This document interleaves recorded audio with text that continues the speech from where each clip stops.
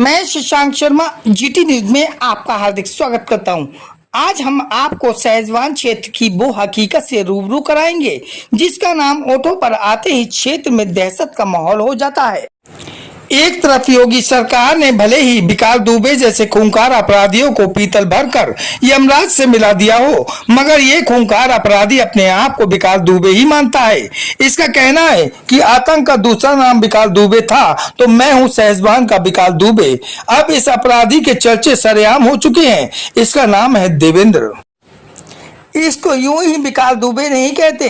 सिरकाबारी मानपुर के ग्रामीणों ने इसकी बर्बरता की कहानी इस कदर बयां की कि उन्होंने मीडिया को बताया कि देवेंद्र और उसके साथियों ने 6 महीने में 30 से 40 बीघा जमीन पर कब्जा कर रखा है और बदले में मोटी रकम का अवैध वसूली भी कर रहा है। आपको बताते चले कि वहीं एक पीड़ित परिवार ने बताया कि इस दबंग ने घर में घुसकर लूटपाट की और बेरहमी से पीटा। शिकायत करने पर जान से मारने की धमकी दी। मारपीट के बाद घायल के पिता बरेली अस्पताल में जिंदगी और मौत की जंग लड़ रहे हैं। क्या नाम है आपका? मेरा नाम दिवेश है और मैं मंगली बढ़िया का रहने वाला हूँ।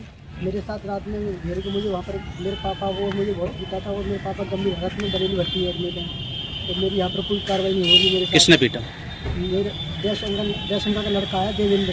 कहाँ के रहने वाले हैं? मंगली बढ़िया का मेरे गांव का ही रहने वाला है और वो लोगों की ज़मीन मतलब हड़पता है मालूम और लोगों को डरा के पैसे भी लेता है। अच्छा। 2 बार मेरे घर पे हमला कर चुका है और मेरे घर में लूट भी की है। 1.5 लाख रुपये मेरे रखे थे, फायरिंग भी की थी और मेरी दुकान में पैसे रखे थे वो सारे निकाल लिए और घर में भी चीज़ें भी रखी थी बच्चों की वो भी सारे निकाल के ले गया। तो आपकी इसने पुलिस में शिकायत किया आपने? जी पुलिस ने शिकायत की लेकिन कोई कार्रवाई नहीं हो रही है। वहाँ पर पुलिस जाती है आके घूम के चली जाती है। आज आपने किसी अधिकारी से मिले आप? जी आज हम सीओ साहब से मिले थे। उन्होंने कहा कार्रवाई इसकी करते हैं, हम देखते हैं क्या बात है क्या नहीं है। ठीक। कल कप्तान साहब के पास भी गए थे आप? जी कल गए थे वहाँ पर लेकिन मेरे पास वहाँ इन लोगों से मान लो वो थी एप्लीकेशन, मेरे पास एप्लीकेशन नहीं था। अच्छा। तो मुझे आज मिला है एप्लीकेशन ही तो मैं आज। अब क्या चाहते हैं? सर मैं न्याय चाहता हूँ, मेरे पापा सही हो जाए और मतलब मेरे जो मुजरिम है उन्हें को गिरफ्तार किया जाए।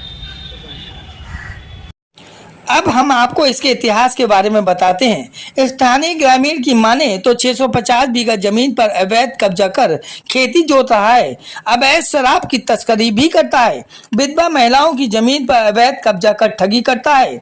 इस दबंग भूमाफिया का आलम यह है कि कई परिवार खौफ के साए में जी रहे हैं और कैमरे के आगे बोलने से कतरा रहे हैं। नाम है आपका? मेरा नाम मुन्नी है। अच्छा, क्या मामला है आपका? हमारा जमीन का है जो देवेंद्र है वो कहता है कि मैं तुम्हें ज़मीन नहीं करने दूंगा, इसमें पट्टे हैं और धमकी देता है। अब मैं राड़ दे रहा हूँ, मेरा घर वाले भी ज़मीन के पीछे 10 साल हो गई, ख़त्म हो गई, आज तक नहीं मिले। हाँ तो मुझे कुछ सब लोगों ने मुझे ज़मीन दे दी थी करने के लिए। मुझे 3 लड़की हैं जी। तो मैं उसी में हमारे बच्चे खाते पीते हैं। अब वो ज़मीन छीन रहा है देवेंद्र जी। तो पैर भी दिखाता है और पैसे कहता है कि हमें पैसे आपासी मांगता है, पैसे देते हैं। कहाँ से लेके आऊँ? मेरा कोई करने वाला नहीं, बच्चे अपन बने घर के हैं। आपने शिकायत करी इसकी किसी को? जी करी।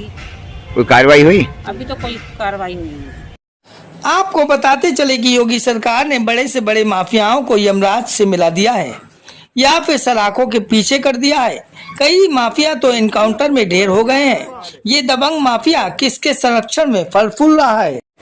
अब देखना ये है कि इस दबंग माफिया को योगी पुलिस पैर में पीतल का टैटू देती है या फिर सीधा एक्शन कार्रवाई करती है।